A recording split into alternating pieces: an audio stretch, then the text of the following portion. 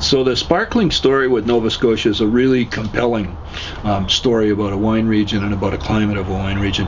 When we did the 75-year climatic numbers for Nova Scotia and took a look at them and said, can we really do sparkling in a classic champagne style, we were really excited about it. And we looked at it and thought, not only is this the only thing we can do particularly well, but we can do it, at a really amazing level. And so the climate very much in force with us. There's a sub-geographical thing that's important too.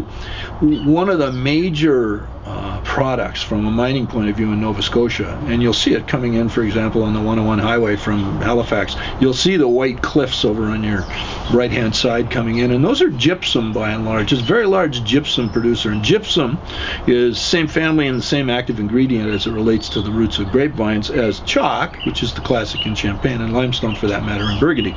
Those three are totally related, and it's a really major product in Nova Scotia and a very important part of subsoils and underlay there. But climatic is really, really critical, and those cool temperatures that don't burn off aromatics and that allow long, slow ripening and full phenolic maturity of the grape varieties over a long season are really, really give us an advantage that goes back to classic champagne production in the years before global warming and climate change. In fact, we did a little parallel of the top vintages from 1920 through to 1996 in Champagne and compared the climate during those vintages to the climate in the Gaspereau and to the climate in Champagne now. And it's arguable, a little bit sacrilegious, but arguable that in fact Gaspereau is closer to the classic temperatures of old Champagne than modern Champagne is. So we knew we had this great climatic advantage to be able to do this, and so I began the project by looking for the top champagne enologists in the world, and I shortlisted a group with Tom Stevenson, an acquaintance of mine in England and a longtime wine writer and champagne specialist.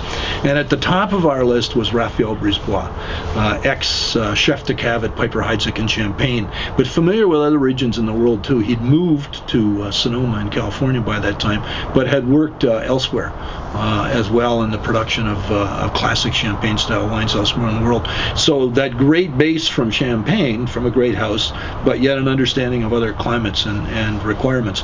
And so Raphael came, long story short, agreed to do it, was our founding consultant for the production the entire time, and was quite impressed by the possibility of doing sparkling in Nova Scotia in a cooler climate, better suited in many ways, he realized, than Sonoma.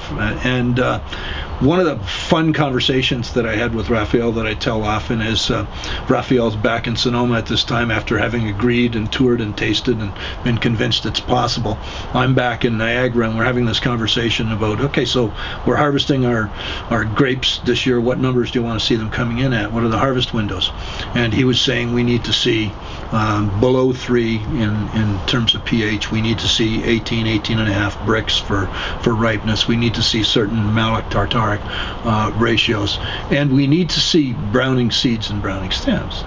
And I sort of pulled the phone away and Raphael, you've never seen those numbers in Sonoma, and I've virtually never seen them in Ontario. And he said, yeah, you said you want to make Cuvée Prestige level sparkling, and those are the numbers you need.